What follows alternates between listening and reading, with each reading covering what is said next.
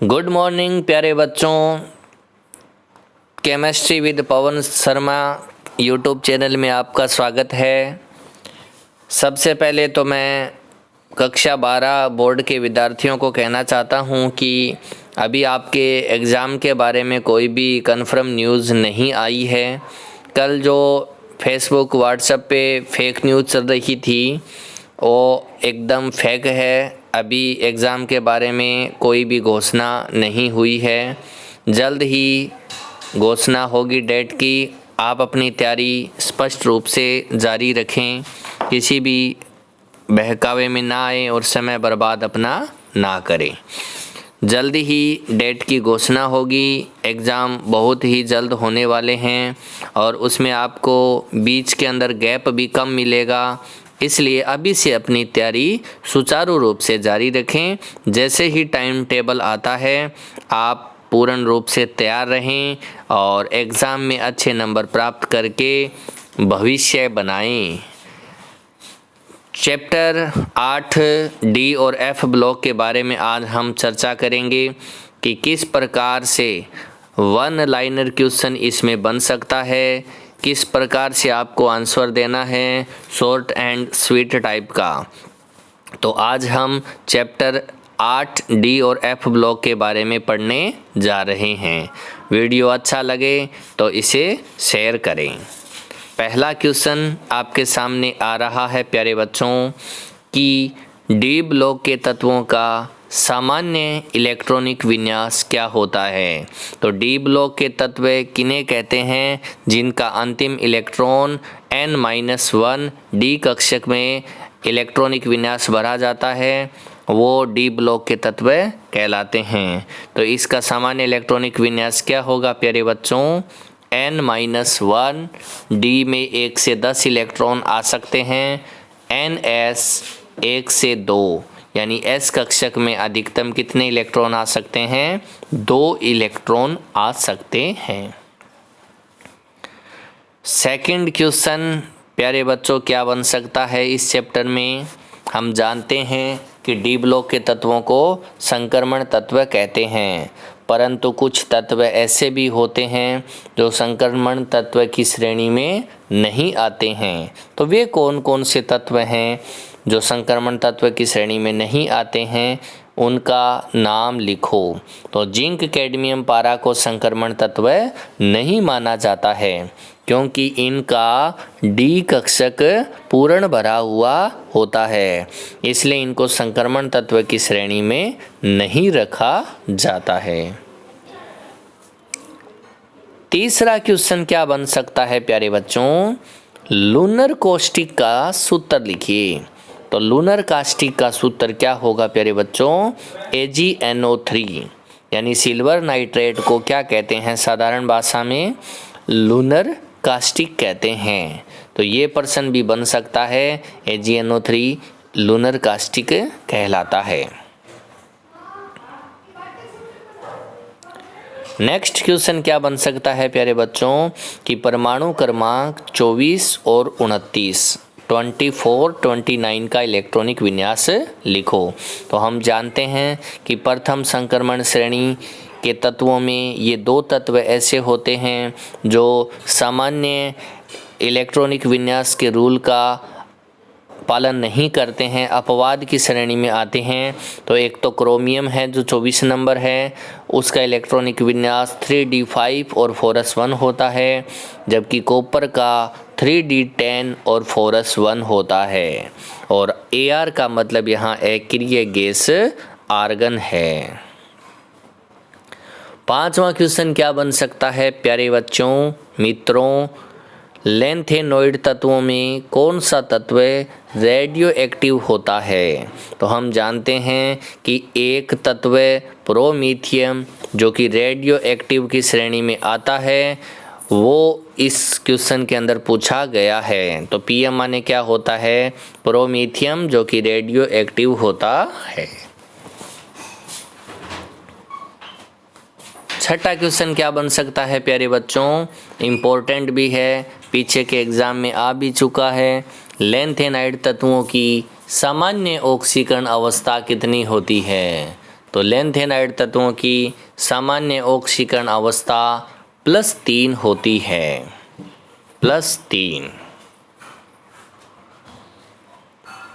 उसके बाद 7 number question क्या बन सकता है प्यारे बच्चों कि प्रथम संक्रमण श्रेणी का कौन सा तत्व अधिकतम ऑक्सीकरण अवस्था प्रदर्शित करता है। तो हम जानते हैं कि मैग्नीज परमाणु क्रमांक 25 अधिकतम 7 ऑक्सीकरण अवस्था प्रदर्शित कर सकता है। नेक्स्ट वन लाइनर क्वेश्चन क्या बन सकता है प्यारे बच्चों, परा यूरेनियम तत्व किसे कहते हैं।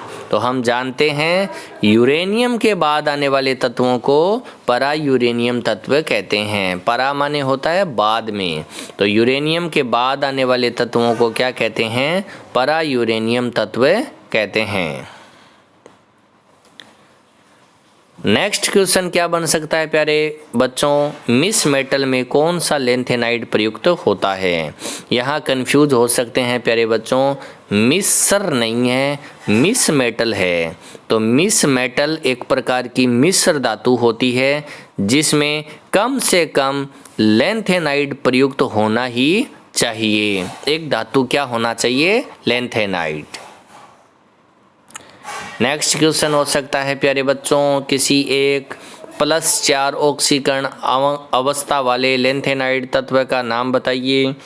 तो क्या हो सकता है, वैसे तो इसकी सामान्य ऑक्सीकरण अवस्था हमने पढ़ी है +3, लेकिन सीरियम जो कि स्थायी इलेक्ट्रॉनिक विन्यास प्राप्त करने के लिए 4 इलेक्ट्रॉनों का त्याग कर देता है और इसका ऑक्सीकरणांक +4 हो जाता है और ये स्थायी इलेक्ट्रॉनिक विन्यास प्राप्त कर लेता है।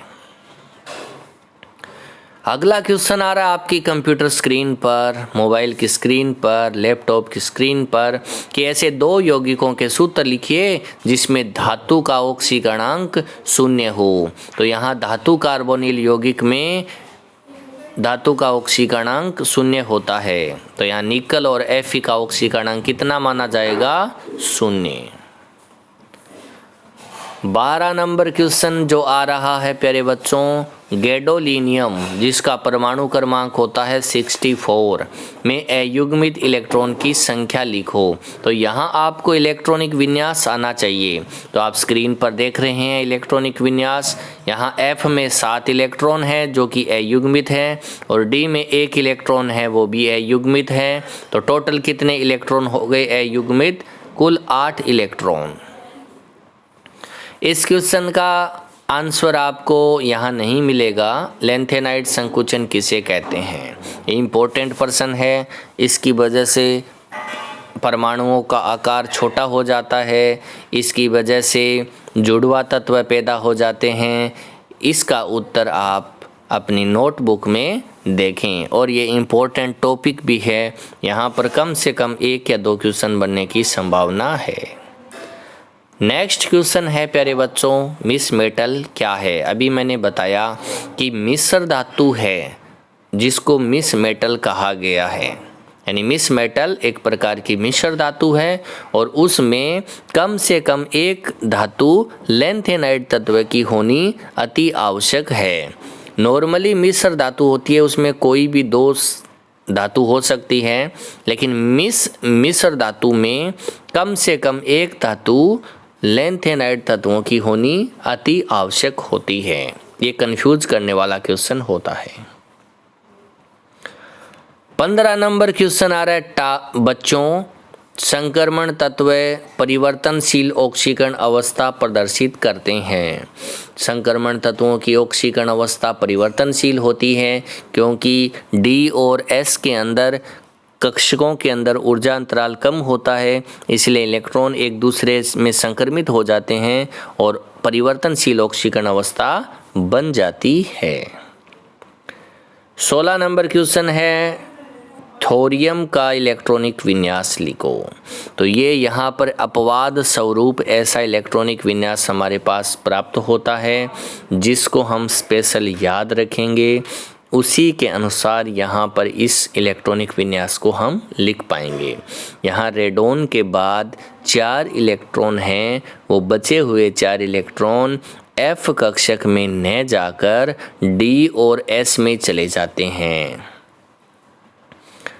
नेक्स्ट क्वेश्चन है 17 नंबर, वनस्पति तेल से वनस्पति घी बनाना है तो कौन सा उत्प्रेरक काम में लेते हैं? तो प्रथम संक्रमण श्रेणी का 28 नंबर परमाणु क्रमांक वाला निकल Ni उत्प्रेरक के रूप में काम आता है। यहाँ ये भी प्रश्न बन सकता है कि डी ब्लॉक के तत्व उत्प्रेरक की तरह कार्य करते हैं, क्यों? नेक्स्ट क्वेश्चन है संक्रमण तत्वों का चुंबकीय घूर्ण निकालने का सूत्र लिखिए। ये नेक्स्ट 9 नंबर चैप्टर में भी आएगा, इसमें भी आएगा, और यहाँ आपसे कोई चुंबकीय घूर्ण निकालना भी पूछा जा सकता है। तो आंसर क्या होगा? ये म्यू है, म्यू बराबर √n+2। यहाँ n की वैल्यू परमाणु में अयुग्मित इलेक्ट्रॉन की संख्या होती है। नेक्स्ट क्वेश्चन है प्यारे बच्चों, जुड़वा तत्व किसे कहते हैं और क्यों? हमने पढ़ा कि लैंथेनाइड तत्वों में लैंथेनाइड संकुचन पाया जाता है, जिसकी वजह से परमाणु के आकार में कमी आती है। जब ये लैंथेनाइड संकुचन तत्वों में प्रभावी होता है तो जो जिरकोनियम के बाद नीचे की संक्रमण श्रेणी है लैंथेनम हैफनियम वाली, उसके अंदर हैफनियम का आकार है वो जिरकोनियम के बराबर हो जाता है। तो वहाँ जिरकोनियम और हैफनियम आकार समान होने के कारण इनको सामान्य भाषा में जुड़वा तत्व कहते हैं। पूछ लिया जाए कि जुड़वा तत्व कैसे बने तो किस कारण से बने, तो वो होगा लैंथेनाइड संकुचन के कारण। तो लैंथेनाइड संकुचन के कारण क्या प्रभाव पड़ता है? परमाणु के आकार में कमी आती है और जुड़वा तत्व पैदा हो जाते हैं। और भी क्वेश्चन इस चैप्टर में बन सकते हैं। ये 1 लाइनर क्वेश्चन जो मुझे इम्पोर्टेंट लगे वो मैंने इस वीडियो में शामिल किया है।